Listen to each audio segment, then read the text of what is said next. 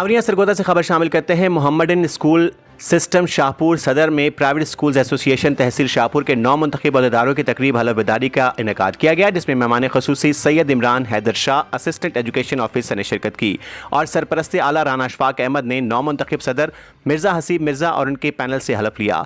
अजीम Sharif centre founder private schools association tehsil Shahpur ने बाकायदा तौर पर एसोसिएशन के आइन के तमाम आर्टिकल्स की वजाहत की। सैयद इमरान हैदर शाह साहब AEO ने यूनियन के सदर को मुबारकबाद दी और कहा कि हुकूमती अहकामात की पाबंदी करें और आइन के मुताबिक अहदे की पासदारी को यकीनी बनाएं। मिर्ज़ा हसीब असगर साहब सदर private schools association tehsil Shahpur ने सब मेंबरान का शुक्रिया अदा किया। राना अशफाक अहमद सरपरस्ती आला private schools association tehsil Shahpur ने तमाम अहदेदारान को मुबारकबाद दी और अहदेदारान को मिलकर प्राइवेट स्कूल्स की फलाह के लिए कोशां रहने की ताकीद की। रिपोर्ट जफर अब्बास, तहसील रिपोर्टर शाहपुर झावरियाँ।